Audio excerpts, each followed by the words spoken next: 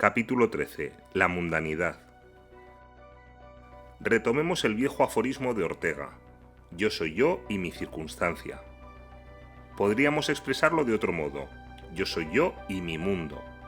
Entonces, ¿es lo mismo circunstancia y mundo? Depende, que cantaba Jarabe de Palo. ¿De qué depende? Pues del contexto, como suele suceder. Normalmente tanto Ortega como Marías utilizan ambos términos como sinónimos, pero en ocasiones los distinguen, en la medida en que la circunstancia, lo que me circunda, sería la realidad sin más, aquello que encuentro tal como lo encuentro. Realidad que necesito interpretar, ubicar en mi vida, entender, dar razón de ella.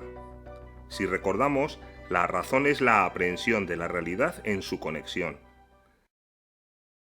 No se trata de una razón matemática o científica, sino vital. Si escucho un sonido no calibro frecuencias de onda, sino, antes que nada, trato de averiguar qué es eso, de qué va. ¿Es una alarma que me advierte de una amenaza? ¿Es música que denota placer? ¿Alguien llama? Necesito ubicar ese sonido en mi vida, comprender su sentido, y esa es la misión de la razón. Así pues, la circunstancia sería la realidad que me circunda, aquello que encuentro y a lo que he de enfrentarme con la razón, que busca darle sentido, alumbrarla, ubicarla en mi vida conectándola con las otras realidades que me afectan. Ojo, no pensemos solo en realidades tangibles, materiales. También están las ausencias, los sueños, el pasado, los imposibles, como un círculo cuadrado, etc. Cuando esa circunstancia se incorpora a mi realidad vital, adquiere la figura de mundo, lo que implica un orden, una jerarquía entre las diversas circunstancias, una interdependencia. Eso es mi mundo, la realidad en la medida en que me afecta y es incorporada a mi vida. Dirá Ortega que no se trata de un cúmulo de cosas, sino más bien del teatro o escenario en que se desarrolla la función de mi existencia. Sin embargo, como no puedo tratar con ninguna realidad si no es interpretándola, la noción de circunstancia se asimila normalmente a la de mundo. De hecho, como ya ha quedado señalado, en la mayor parte de los textos así lo hacen ambos autores. Ya se ve que mundo no es mundo sensible frente a mundo inteligible, como había propuesto una gran parte de la tradición filosófica, sino mi mundo, el ámbito donde mi vida se desenvuelve y que incorpora todo tipo de realidades en la medida en que me afectan. Aclarado esto, podemos decir que la razón humana es intrínsecamente mundana. El que mi vida se dé en una determinada circunstancia no es algo accesorio, sino sustancial. Repetimos, yo soy yo y mi circunstancia. Y todavía añade Ortega, y si no la salvo a ella, a la circunstancia, no me salvo yo. Cabe concebir una vida personal incorpórea, por ejemplo angelical, pero con la condición de que entre en contacto con su circunstancia de alguna forma homóloga a la corporeidad. No puede ser una realidad inconexa, autosuficiente. Si es personal, ha de ser circunstancial. Esta visión, la primacía de lo circunstancial o mundano sobre lo corpóreo, que no sería sino una de las posibles formas de mundanidad, es lo propio de la estructura analítica, de la que ya hablamos en el episodio 13 de esta serie correspondiente al capítulo 10 del libro. Sin embargo, si cambiamos el punto de vista y nos situamos en la estructura empírica, que es lo propio de la antropología, lo que nos es evidente es que nuestra vida se realiza corpóreamente, o si se prefiere, nuestra mundanidad es corpórea, y ello condiciona todo mi vivir. Marías añade el siguiente párrafo: como la corporeidad sin mundanidad es impensable, existe entre ambos una relación de coimplicación o complicación bilateral, que sistemáticamente se va enlazando con las demás determinaciones de esa estructura. ¿Qué quiere decir esto? Que desde la experiencia en que se apoya la antropología, la ciencia del hombre, mi mundanidad, mi estar en el mundo, se realiza corpóreamente, a través de mi cuerpo. Existe entre la corporeidad y la mundanidad una relación de coimplicación o complicación, dice Marías. Es a lo que Husserl llamaba fundación o fundamentación. Complicación o fundamentación en Husserl es aquella relación por la cual una parte está unida a otra, pero sin estar contenida en ella. Así, el color complica la extensión, Un color inextenso no puede darse. Pero no es lo mismo extensión y color. De igual modo, nosotros somos mundanos. Nuestra vida se desenvuelve en un escenario o mundo. Pero en nuestro caso el acceso a ese mundo se realiza corpóreamente, al igual que el color solo se da sobre una extensión. Sin una superficie no puede acaecer el color, y sin mi cuerpo no puedo acceder a mi mundo. Cabe concebir una extensión incolora, como cabe pensar en un mundo no corpóreo, aunque el nuestro, insistimos, se da corpóreamente. Mi corporeidad condiciona el modo en que se me presenta ese mundo o ámbito en que hago mi vida. Para empezar, estoy en un lugar, ocupando un espacio. Me afectan las cosas materiales. Tengo sensibilidad, percepción sensible. Experimento la temporalidad o duración de una forma muy concreta. Me oriento espacialmente, por lo que para mí existen las direcciones. Hay un aquí y un allí, un delante y un detrás, lo presente y lo ausente, lo patente y lo latente. Las cosas no me penetran físicamente, sino que se me presentan en una perspectiva que como tal me tiene en cuenta a mí. Yo y el mundo somos recíprocos.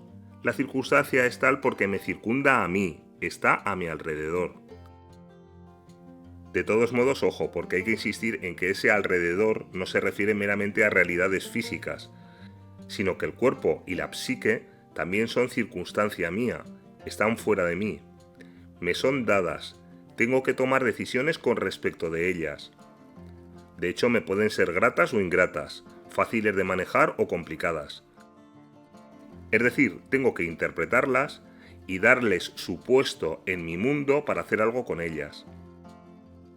Lo primario soy yo viviendo, mi vida, mi estar viviendo, con lo cual toda otra realidad, incluyendo mi corporeidad y mi psique, tienen un carácter instrumental al servicio de ese quehacer mío. Lo que me define no es tanto mi cuerpo o mi psique, mis prendas, sino lo que yo hago con ellas. Por eso, por conocer a un gemelo univitelino no significa que ya conozcamos cómo es el otro, por mucho material genético que compartan. O más precisamente, no significa conocer quién es el otro. Uno puede tener una vida plena y auténtica y el otro ser el hombre más desgraciado sobre la faz de la tierra. Marías advierte que la idea de naturaleza, por ejemplo cuando me refiero a mi cuerpo como algo natural, es precisamente una idea, una noción que tiene un carácter instrumental que me permite manejarme con determinada realidad, en este caso con mi cuerpo, y remite al lector a su libro Introducción a la Filosofía, sobre el cual ya hicimos una serie en este canal. Vamos a recordar brevemente lo que decía Marías a propósito de la idea de naturaleza, en concreto en el capítulo 7, apartado 58.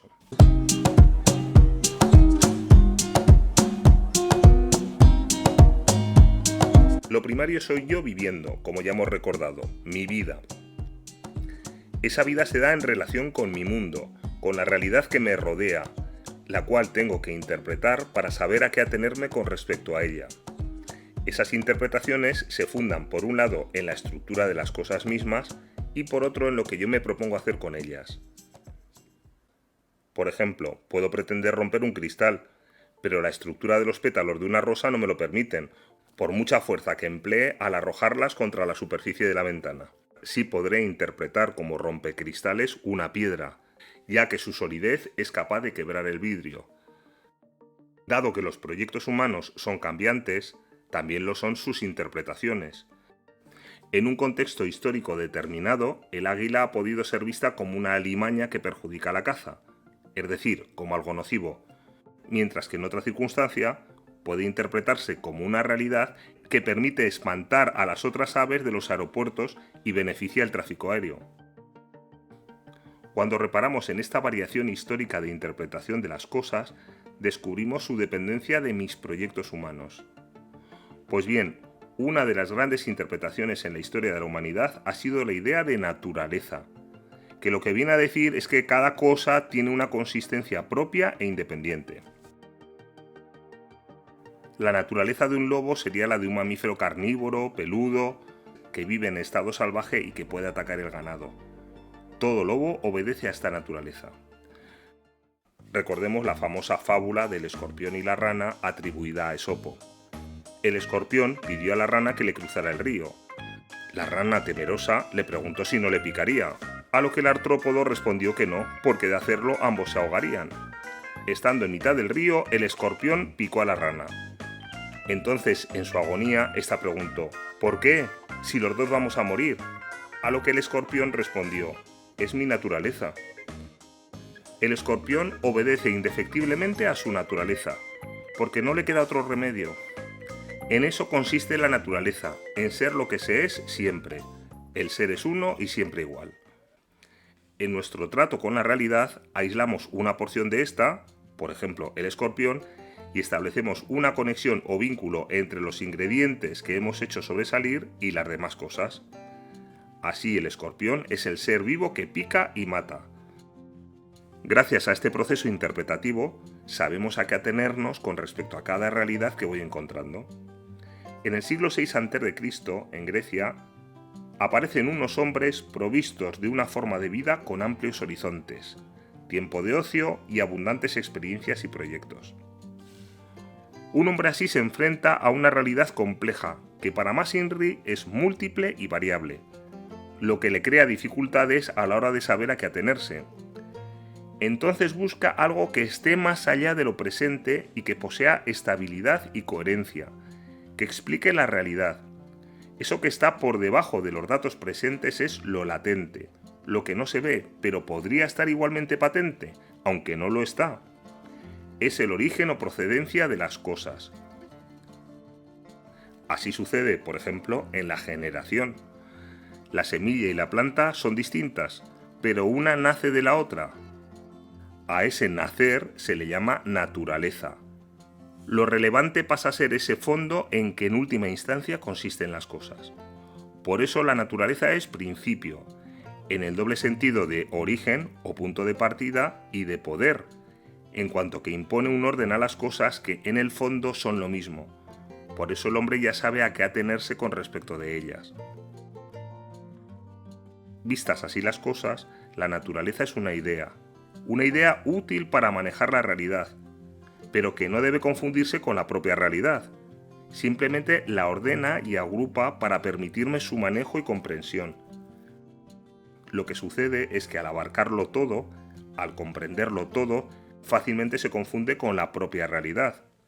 Hasta aquí el apunte referido a la noción de naturaleza en la introducción a la filosofía de Marías.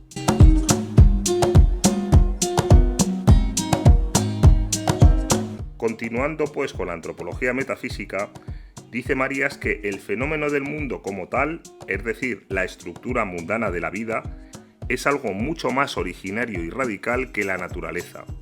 De hecho, señala Marías, pensar que lo verdaderamente real es lo que dice la ciencia no deja de ser un prejuicio que olvida el carácter interpretativo de toda teoría, y por tanto su falta de radicalidad.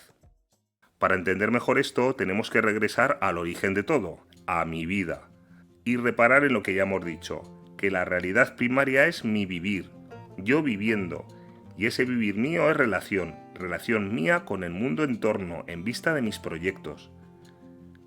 El mundo aquí no es cosa alguna, ni siquiera se circunscribe al universo material en que habito, sino que mi mundo es el ámbito en que se da mi vida.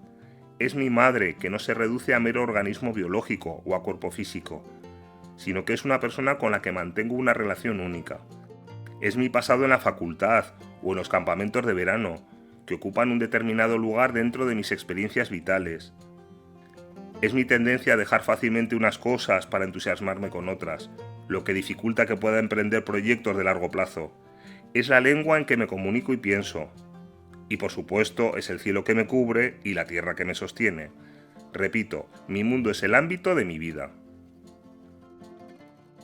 El hecho es que necesito ordenar toda esa pluralidad de realidades que se me presentan, y para ello necesito interpretarlas, darles un sentido coherente que no es una pura creación a partir de la nada, sino que por una parte tengo que contar con la estructura que tiene cada una de las realidades, ya hemos dicho que con pétalos no se rompen cristales, y por otro lado dispongo de las interpretaciones recibidas que me otorga la sociedad en que vivo. Así pues, la realidad primera y radical, en el sentido de que todas las demás echan raíces en ella, es mi vida, yo viviendo, Las demás realidades son radicadas, aparecen en el ámbito de mi vida. Mis interpretaciones no dejan de ser teorías sobre la realidad, formas de entenderla para manejarla. Manejarla no solo físicamente, sino antes que nada vitalmente, existencialmente. Por eso la idea de naturaleza no es radical, ni tampoco la ciencia que se asienta en esa idea de naturaleza. Son nada más y nada menos que teorías que arraigan dentro de mi vida y que precisamente por eso son radicadas, tienen un carácter instrumental. ¿Quiere esto decir que afirmar que fuerza es igual a masa por aceleración es una mera teoría? ¿Y que sería igual de válido que si digo que fuerza es igual a un huevo frito sumergido en un botijo en un año bisiesto? ¿A fin de cuentas solo sería una teoría? No. No quiere decir que la teoría sea ajena a la realidad. De hecho, una teoría puede ser falsa o cierta. Entonces, una teoría es una interpretación que alumbra un aspecto de la realidad y tiene sentido en la medida en que me permite manejarla en mi vida. Mezclar fuerzas con huevos fritos y años bisiestos no permite manejar ninguna realidad. Ahora bien, tampoco la fórmula de la fuerza agota la realidad vital de la fuerza, solo muestra una perspectiva de la misma, abstracta. La fuerza también me permite levantarme cada mañana u oponer resistencia al viento cuando viene de cara, o desplaza la tierra para evitar que el sol la engulla. La fuerza de un abrazo hace patente el afecto de un ser querido o el ataque de un adversario que trata de inmovilizarme. Repetimos, la naturaleza como algo estanco y definitivo es una interpretación que me posibilita manejar las cosas. Reducir las cosas a elementos físicos es una acción humana. Implica realizar la operación de esa reducción a partir de determinados supuestos teóricos. Nada hay en el hombre meramente físico, ni siquiera meramente biológico, sino que en él tiene también influencia la historia y la sociedad en que vive. Pensemos, por ejemplo, en nuestra condición sexuada. A menudo trata de reducírsela a lo dado materialmente, a sus componentes biológicos. Sin embargo, tiene un carácter proyectivo que se manifiesta en cómo vestimos, en la educación. Solo hay que entrar en un aula 100% masculina para distinguirla de otra 100% femenina para ver las diferencias con una mixta. Influye también en los propios proyectos que regulan la trayectoria vital, etcétera, etcétera. De igual modo, podríamos apelar a nuestra condición histórico-social en cualquier otro ámbito de nuestra existencia. Por ejemplo, el tiempo. No es lo mismo ser un niño que un anciano, o serlo en 2023 que en el 350 a.C. O el espacio. Humanamente nada supondría vivir en determinada ubicación física si no tuviéramos en cuenta que ésta se ve afectada por una historia y por una comunidad social. Como se ve, mundo exterior o físico y mundo interior convergen en uno solo, que es mi mundo, en el cual estoy. Y ese mundo en que estoy viviendo no es estático y dado de una vez para siempre, porque no es abstracto, sino que va aconteciendo. Es un mundo abierto pero inagotable, que nunca está del todo manifiesto, sino que se da en la latencia de todas sus formas. Para empezar, porque está asentado en un repertorio de posibilidades que se abren en función de mis proyectos. Así quizás se entienda mejor el símil del mundo, mi mundo, como escenario en que acontece mi vida. Un escenario en el que entran y salen elementos, se suceden personas, en el cual acontece el drama de vivir. Nuestro ser mundano, como ya hemos dicho, está condicionado por nuestro ser corpóreo. Somos terrestres, dotados de pulmones, sujetos a ciertos factores como la temperatura y humedad del ambiente, etc. Lo que sucede es que, a diferencia de los animales, la técnica nos permite rebasar los límites de nuestra naturaleza. Podemos ser un viviente acuático, aéreo, incluso espacial. Podemos acceder a los átomos o captar galaxias remotas que serían inaccesibles a nuestro solo organismo. Y esto pone de manifiesto lo que venimos diciendo, que nuestro estar en el mundo es un estar haciendo mundo, transformando la circunstancia en mi mundo. La reabsorción de la circunstancia es el destino concreto de cada hombre, escribió Ortega y Gasset en sus Meditaciones del Quijote. Y esto se consigue proyectando sobre dicha circunstancia, sobre la realidad con que me encuentro, mis proyectos vitales, lo que me lleva a interpretarla. Dice Marías, y por eso es posible una singular historia del mundo como historia de las diferentes maneras en que el mundo lo ha sido. Una historia de la mundanidad o de la estructura mundana de la vida.